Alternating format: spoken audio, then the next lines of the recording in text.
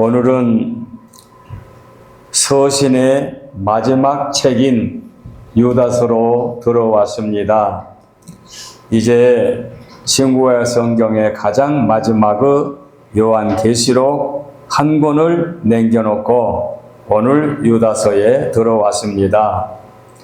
신약 성경에 서신하게 되면 바울 사도의 13서신이 있고 히브리서가 있고 그 다음에 공동서신이 7편이 있었지요. 그 공동서신 7편 중에서 오늘이 마지막 서신이 되겠습니다. 공동서신 하게 되면 야고보서, 베드로 전후서, 그리고 요한 1, 2, 3서, 그리고 유다서 이렇게 우리가 익히 알고 있습니다.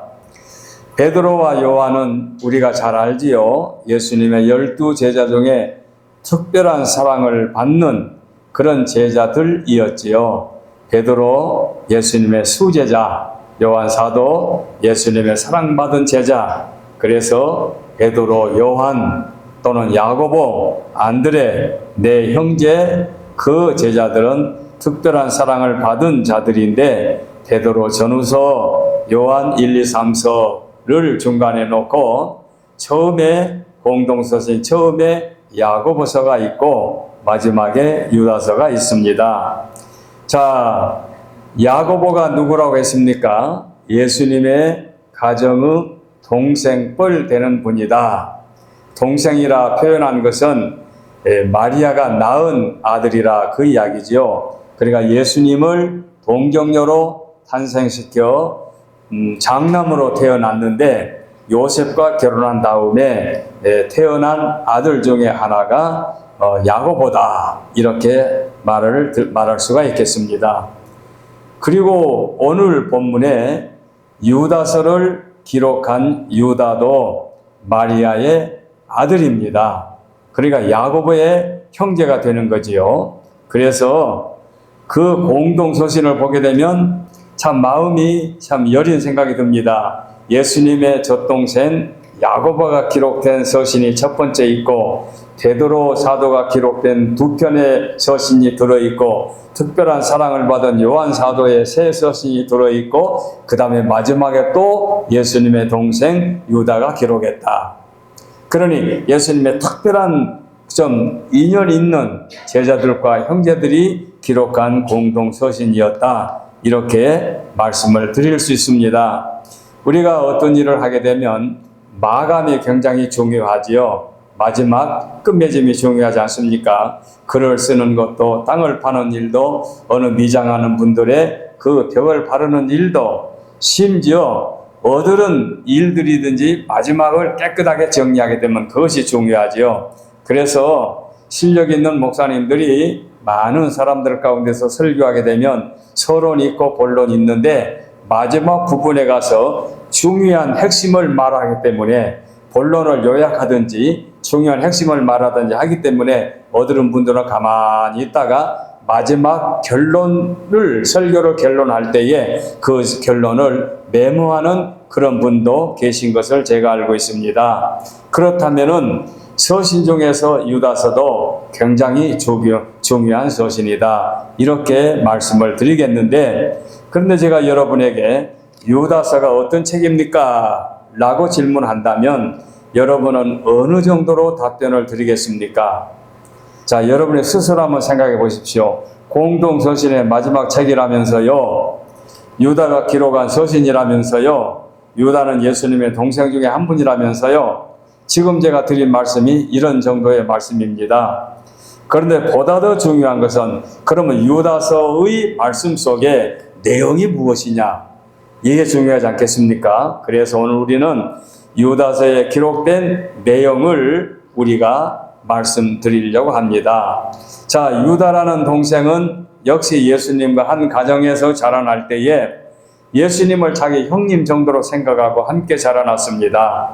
그러나 다행스러운 것은 신앙의 어머니 성모 마리아가 예수님을 비롯한 여러 자녀들을 믿음으로 훌륭하게 길렀기 때문에 신앙 교육을 제대로 받은 동생임에 아들임에 틀림이 없을 것입니다. 그러나 이 유다가 예수님을 하나님의 아들로 인류의 구세주로 알게 된 것은 언제였느냐? 자기 가정에서 그렇게 특별한 분으로 생각하지 않고 자기 형제로 생각했다가 예수님의 십자가 죽으심과 부활하심과 승천하심을 목격하고 약속된 성령이 임하여 성령을 받고 그가 변하여 새 사람이 되었을 때 내가 친히 보고 함께 자랐고 함께 영향을 받았던 예수님은 나의 형님 정도가 아니라 하나님께서 보내주신 메시아였고 하나님의 아들 예수 그리스도였고 인류의 구세주였다라고 하는 것을 훗날 깨닫게 된 겁니다. 그러니 얼마나 예수님을 생각하면 죄송스럽고 마음에 부끄러웠겠습니까? 우리가 후회되는 삶도 있지 않습니까?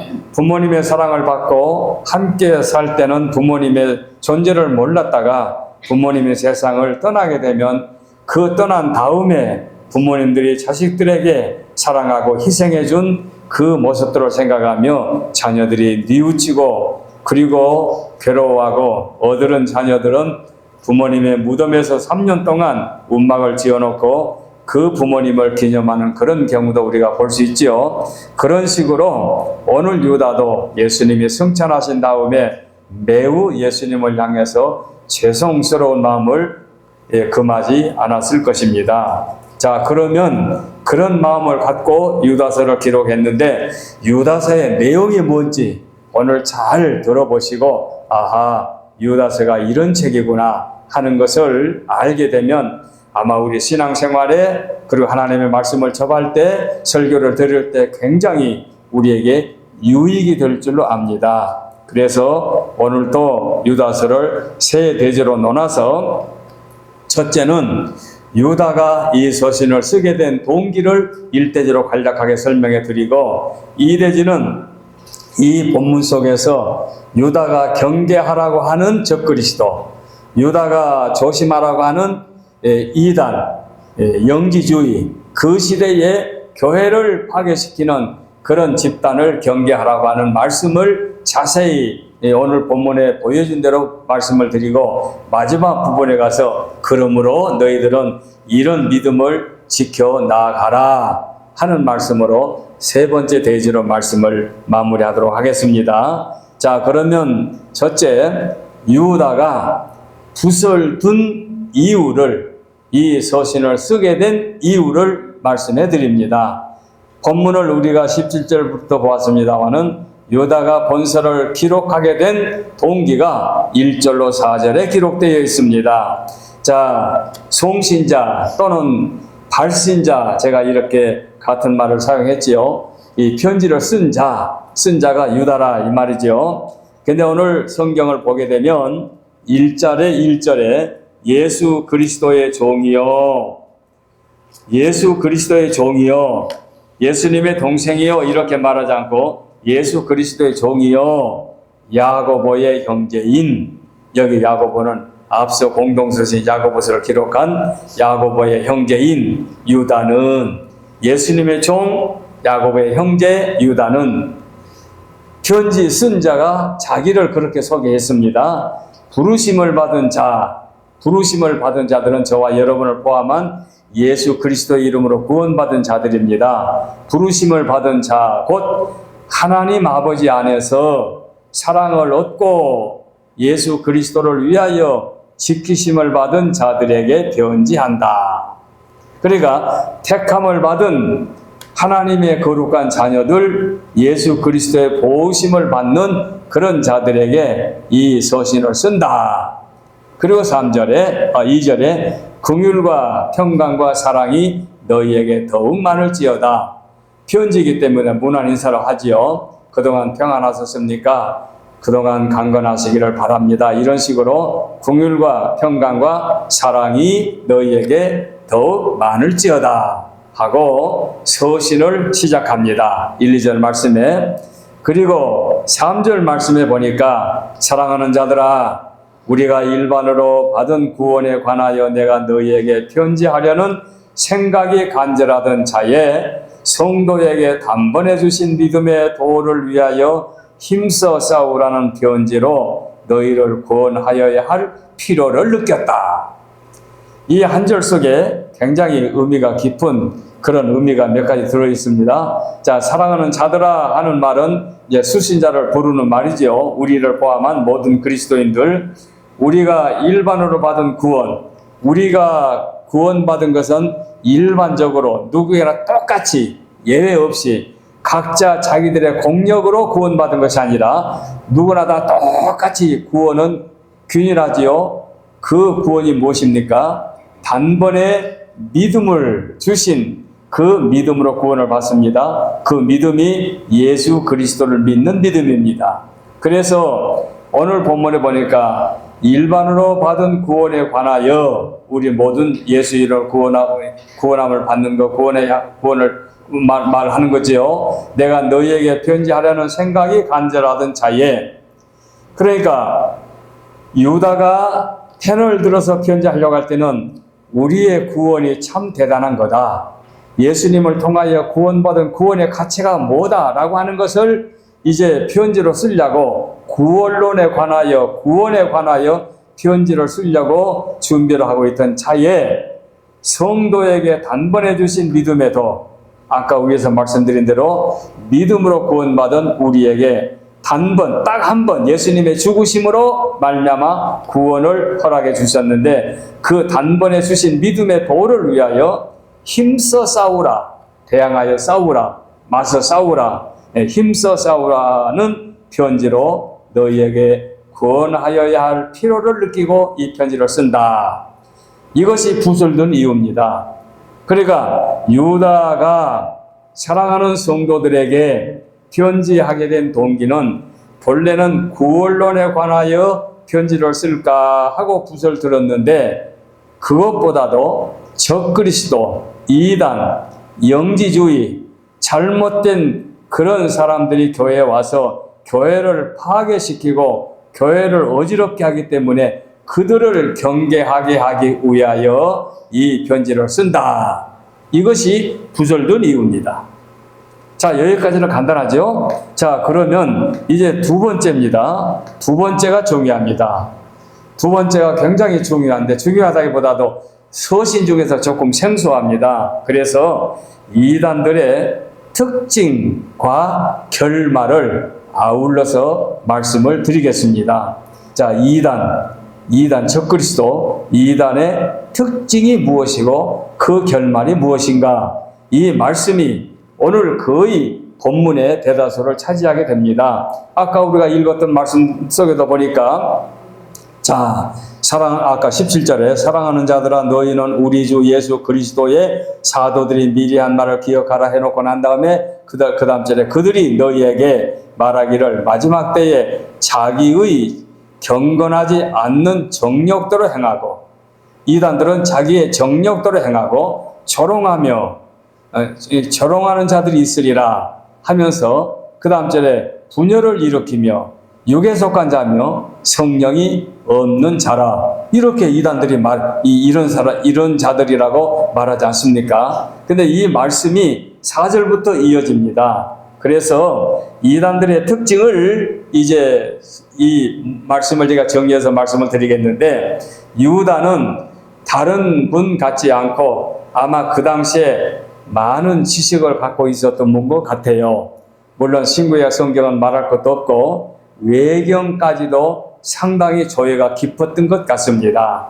그리고 자연학에 대해서도 우주학, 점성술, 아마 이런 것도 상당히 그분은 알고 있었던 분이 아닌가 이렇게 생각합니다. 사람들은 자기가 전공한 부분이 은연중에 나오지 않습니까? 예를 들어서 국문학을 전공한 분들이 신학을 해서 목사가 되게 되면 그 설교의 문장이 매우 매끄럽죠. 아주 문학적으로 잘 표현하지요. 또는 음악을 전공한 분이 신학을 해가지고 목사가 되게 되면 가끔 음악에 관한, 그래서 설교 시간에 찬양이나 복음송을 아주 매력적으로 부르는 분들이 있지 않습니까? 또는 철학을 공부하는 분은 철학을 관해서, 과학을 공부하는 분은 과학을 전공을 한 분은 과학을 설교 때만 인용하지 않습니까? 이런 식으로 유다는 다양하게 인용을 해요. 그래서 신구약 성경도 인용하고 외경도 인용하고 자연학도 인용한 말씀이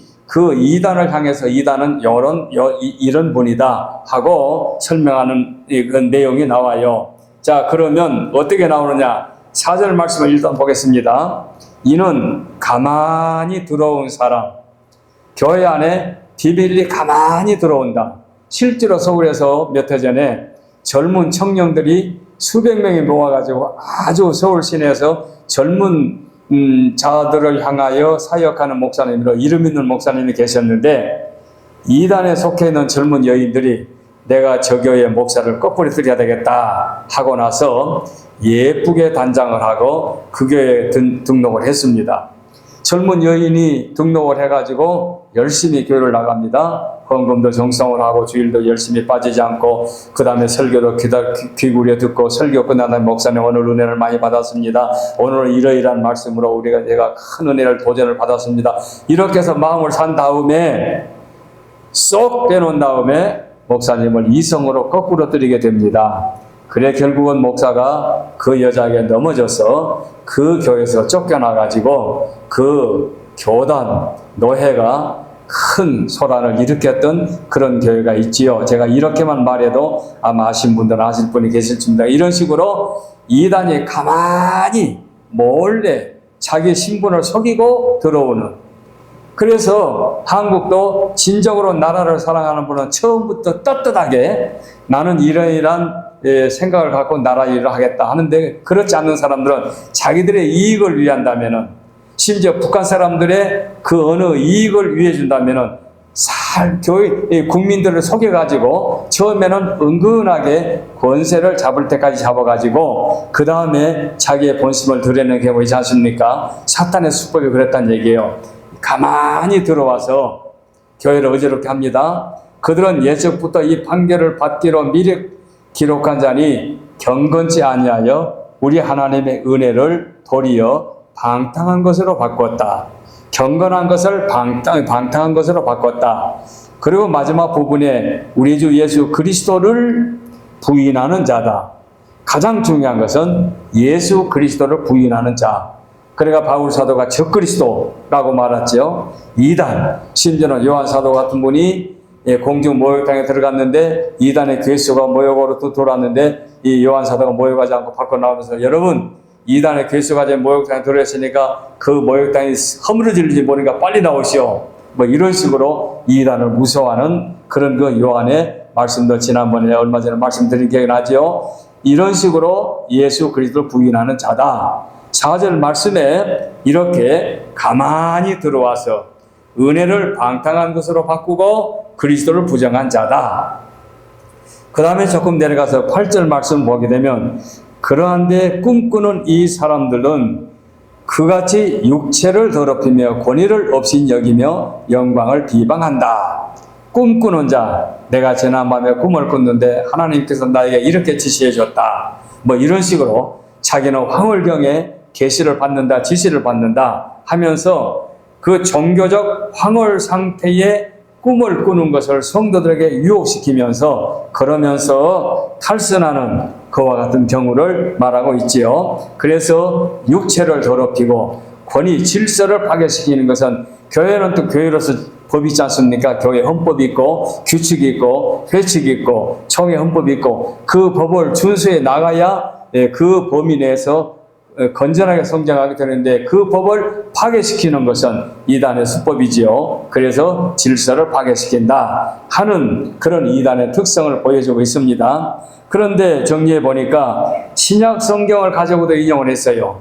예찬을 12절 말씀을 보게 되면은 뭐라면, 그들은 기탄 없이 너희와 함께 먹으니 너희의 예찬의 암초요. 예찬의 암초.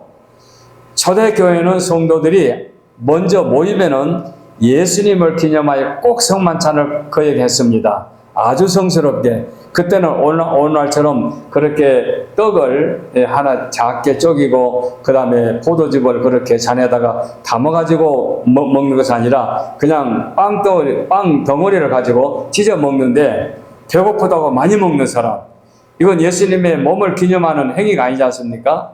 그 다음에 먹고 싶다고 포도즙을 벌컥벌컥 마시고 취한 사람, 이것은 그야말로 그 예찬을 망치는 그런 행위지요. 이런 거 무질서한 행위. 그 다음에 자기 몸을 가꾸는 목자 하게 되면 양을 위해서 자기 목숨까지 버려야 되는데 자기를 위한 목자는 싹군 아닙니까? 이런 경우가 있는데 이단들은 그런 행위를 하고 있다. 그래서 질서를 파괴하고 예찬을 망치고 암초 같은 짓을 하고 있고 싹군 목자 같은 짓을 하고 있다. 이것이 12절 말씀에 보여주는 신약 성경 다른 곳에 나오는 말씀을 그대로 인용했다기보다도 그런 유사한 말씀을 여기서 보여주고 있죠. 그리고 16절 말씀에 그들은 원망을 하고 그 다음에 불만을 토로하고 입으로 자랑을 하고 이익을 위해서 아첨한다. 얼마나 치사한 삶을 삽니까? 그야말로 인성이 더러운 사람 아닙니까? 그 다음에 18절 정욕대로 행하고 경건하지 않고 조롱하는 자들이다. 조롱하는 자들, 저도 교회 안에서 성실하게 이름 없이 봉사하는 자들이 재정적으로 넉넉하지 못한데 몸이 불편한데 교회를서 수고 많이 하는데 그것을 조롱하는 사람들 봤습니다. 참으로 유감스럽고 안타까운 일이죠. 조롱하는 자들. 그리고 19절에 분열을 일으키고 육에 속한 자, 성령을 받지 않는, 성령과 상관이 없는 사람, 전혀 성령 받지 않는 사람, 이와 같은 말씀들은 신약 성경 다른 곳에서도 찾아볼 수 있는 말씀들이다. 그리고 이제 또 구약을 인용했어요. 구약은 어디 있는 거니? 5절 말씀을 보게 되면 그들은 출애굽하여 자 본래 모든 사실을 알고 있으나 너희들도 나도 알고 있는 사건 중에 하나 내가 너희로 다시 생각나게 하는데 뭔가 하니 주께서 백성을 애굽에서 구원하여 내시고 후에 믿지 아니하는 자들을 멸하셨다. 이 말은 뭔거니 애굽에서 하나님의 능력과 기적으로 출애굽했습니다. 홍해를 건너왔습니다. 하나님의 기적같은 놀라운 그런 그 하나님의 능력을 보았으면 어떤 일을 만나든지 하나님 앞에 범죄치 아니할 것 같은데 그들이 광야에 와가지고 불신하고 불평하고 원망하다가 끝내는 광야에서 다 죽음을 당하고 여호수아와 갈렙만 가나안 땅에 들어가지 않습니까? 바로 그 이야기예요. 너희들도 아는 바다. 구약에 그런 일이 있지 않았습니까? 우리도 아는 바지요. 그런 식으로 사탄 행위는 적그리스도 행위는 그렇게 못된 성격을 가진 자와 같다는 얘기죠. 그 다음에 6절 말씀에 타락한 천사. 우리가 보통 알기는 하나님께서 천사를 창조하셨는데 영문을 창조하셨는데 그 중에 으뜸이 되고자 하는 천사들이 타락하여 마귀가 되었다. 그 말이지요. 그래서 6절 말씀이 좀 생소한 말씀 중에 하나인데 자기 주의를 지키지 아니하고 천사의 자리를 지키지 아니하고 자기 처소를 떠난 천사들, 타락하여 범죄한 천사들이 큰 날의 심판까지 영원한 결박으로 흑암에 가두어졌다. 자, 끝날 심판 때까지 영원한 결박으로 흑암에 가두어졌다. 이 부분을 잘 기억해야 돼요. 이런 부분이 이제 유다서를 읽을 때 생소한 부분이에요. 천사가 타락됐는데 그 타락된 천사들을 하나님께서 흑암의 결박에 두었고 일부는 세상에 보내가지고 지금 사탄이 우리 주위에서 공중 권세를 잡고 우리를 지금 거꾸로 뜨리려고 하고 있다. 이렇게 해석하는 분들이 있습니다. 또 어떤 분들은 천상에서 천사가 타락하여 사탄이가 됐는데 천상에서 지상으로 쫓겨났다. 그래서 천상에서 쫓겨나 지상으로 쫓겨남을 받았는데 이 지상에서 의 삶이 흑암의 고통 중에 살고 있는 것이다 라고 해석하는 분들도 있습니다. 하여간 우리가 이 부분을 어떻게 정리해 볼 수가 없는데 어느 하나님께서 지정 장소 음부에다가 일부를 가두어 놓고 일부를 지상에 보냈는지 아니면 천상에서 지상으로 내려옴으로 말미암아 그 주께서 뭡니까 천사들을 큰 날의 심판까지 이제 주님이 심판하러 올 때까지 이 지상에서 못된 짓 하도록 내버려 두었다는 것을 결박으로 표현했는지 그는 우리가 어떻게 주장할 수는 없으나 그렇게 해석들 합니다. 그러니까 여러분들도 여기서 이 5절 말씀을 보게 되면 타락된 전사가 하나님께 쫓김을 받았다. 쫓김을 받았는데 지상으로 쫓김 받은 것인지 아니면 어디다가 결박시켰는지는 알 수 없으나 천상에서 쫓김 받은 것만은 사실이다. 이렇게 알고 지나가 주시기를 바랍니다. 이게 6절 말씀이죠. 그래서 흑암이 음부를 따로 말하는지 세상을 흑암으로 표현했는지 알 수 없으나 천상에서는 쫓겨남을 받았다. 천사의 자리에서는 이제 쫓겨났다. 그 말이죠.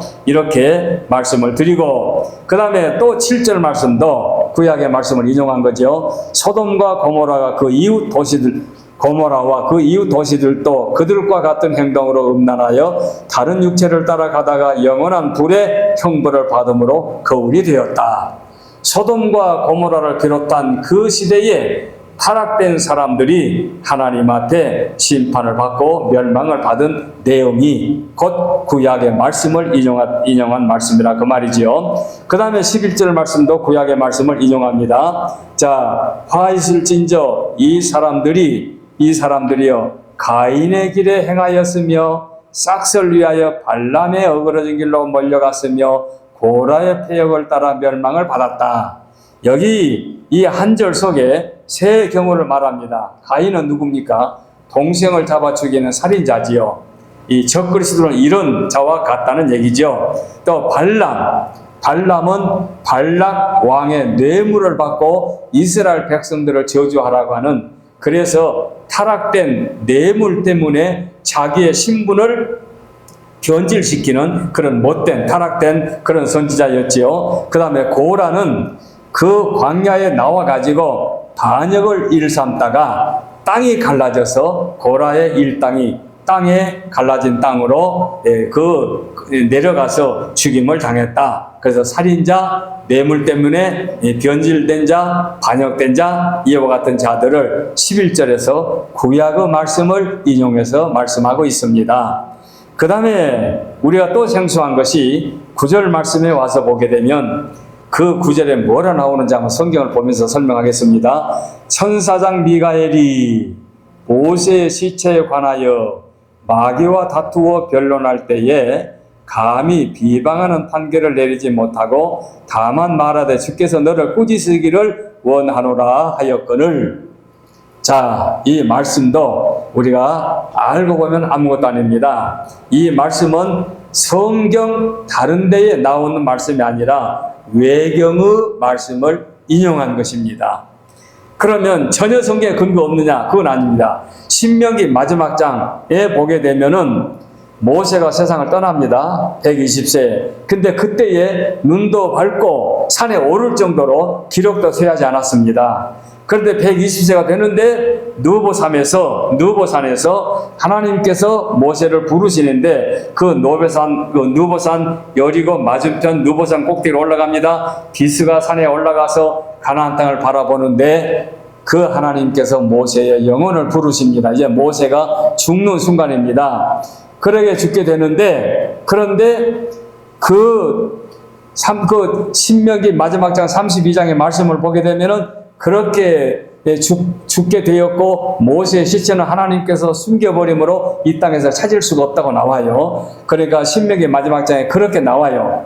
거기에 보면은 천사장이 미가엘 천사장이 마귀와 싸웠다는 내용은 안 나와요. 다만 이 말씀은 그 외경에 기록된 말씀을 보게 되면 하나님께서 모세를 부르셔서 영혼은 하늘나라 올라가고 육체는 이제 천사장 그 미가엘이 내려와가지고 장례를 치르려고 하는데 사탄이가 나타나서 야, 그 모세 시체 날 줘. 왜냐하면 모세가 살인자야. 그래 내가 이 살인자는 갖다가 처치할 거야 하고 요구하니까 천사장 미가엘이 허락지 않은 거지요.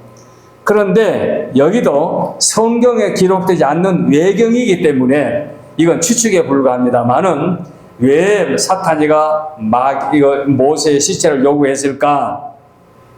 모세는 전무후무한 특별한 인물 아닙니까? 어떤 면에서는 다윗보다도 더 위대한 인물 아닙니까? 그런 인물을 거창하게 무덤을 쓰든지 아니면 광야에 구리뱀처럼 어떻게 모세를 상징적인 인물을 만들어가지고 우상화 시키려고 그 모세의 시체를 사탄이가 마귀가 요구했는지 몰라요. 그러나 성경이 없기 때문에 이건 추측입니다. 외경의 말을 우리가 성경처럼 인용할 수는 없으니까. 그런데 이걸 천사장 미갈이 허락지 않은 거예요. 그러니까 여기를 추석하는 분들이 굉장히 재밌게 추석했어요. 자, 모세는 죽어서 부활해서 하늘로 올라갔을 것이다. 이렇게 해석하는 분도 있어요. 그것도 재밌는 발상이에요. 성경에는 없습니다. 그런데 그렇게 해석하는 분은 왜 그렇게 해석하느냐? 이유가 있어요. 예수님이 변화산에 올라갔을 때 예수님이 황홀경에서 두 분을 만나지요. 두 분 중에 한 분이 모세, 엘리야. 그런데 엘리야는 죽지 않고 하늘로 올라가지 않았습니까? 그런데 모세가 지금 땅속에 묻혀있다? 이건 말이 안 된다. 그러면 모세도 부활해서 승천했을 것이다. 그 변화산에 세 분이 나타난 걸, 모세와 엘리야가 나타난 걸 보면은 부활해서 승천했을 것이다. 이렇게 해석하는 분도 있긴 있어요. 그러나 우리는 성경이 없으니까 이걸 단정은 할 수 없어요. 다만 사탄이가 와서 시체를 달라고 하니까 미가엘 천사가 아니다 하고 허락지 않았다는 얘기죠. 그 다툼이 있었다? 이것을 유다가 인용하는데 그것이 핵심이 아닙니다. 핵심은 뭔가니, 그렇게 사탄이가 못된 짓을 하는데 미가엘 천사가 정죄하지 아니하고 다만 뭐라고 말했다고요? 주께서 너를 꾸짖으시기를 원한다. 그러니까 최후의 심판 때까지 미루어 둔 거지. 사탄이가 미가엘이 사탄이를 그 자리에서 즉석으로 저주하거나 정죄하거나 죽이지 않았다는 얘기입니다.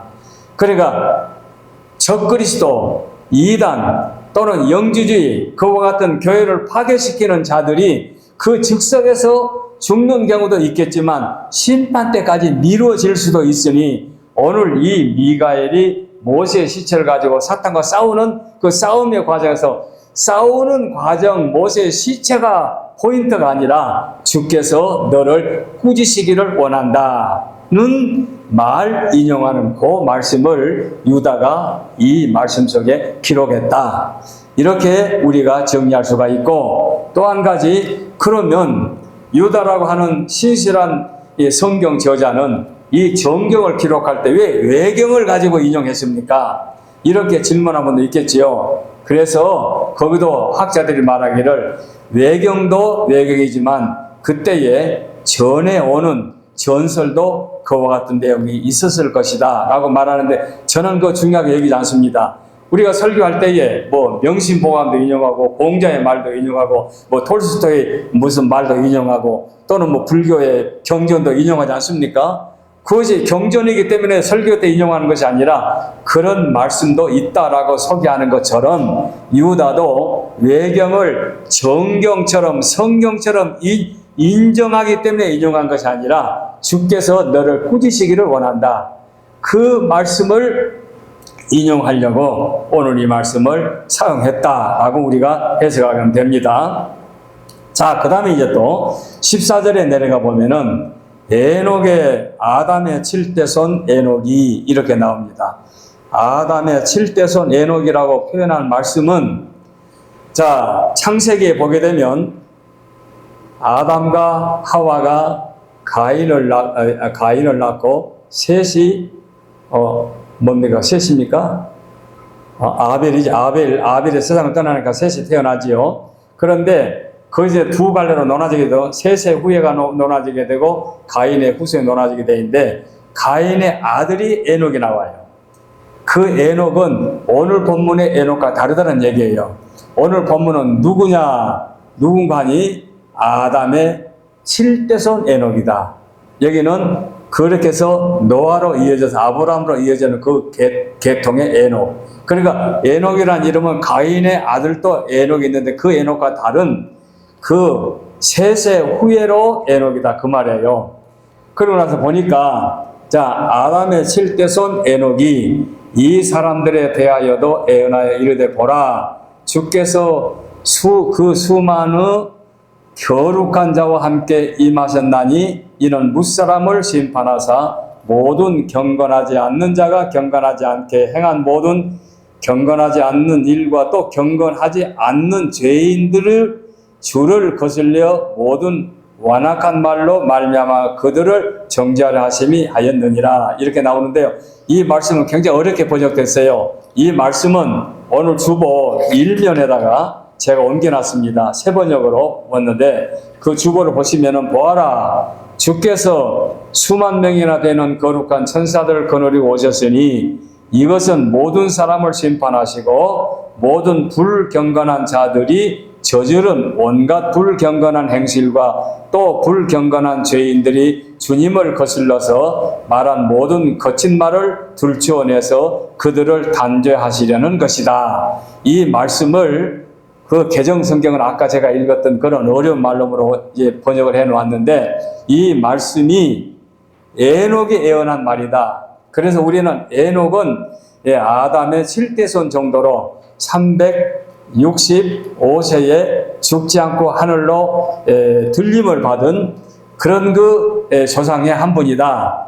그 당시에는 뭐 700세, 800세, 900세를 살 때에 365세에 승천했으면 젊어서 승천하지 않았습니까? 그냥 그런 정도로 에녹은 그런 분이고 의인이고 하나님과 동행한 사람이다. 그런 줄도 알고 있는데 외경을 보게 되면 에녹은 선지자, 에녹은 예언자 이렇게 표현합니다. 그래서 에녹의 예언, 그래서 에녹서를 보게 되면 이런 예언이 나오는데 이 예언이 오늘 그 주보의 일면에 새 번역을 그대로 읽어보니까 딱 무엇에 해당되는 거니? 장차 심판주로 오실 예수 그리스도께서 구름 타고 천사장들과 함께 이 땅에 오실 그때를 묘사한 예언의 말씀과 일치하게 된 거지요.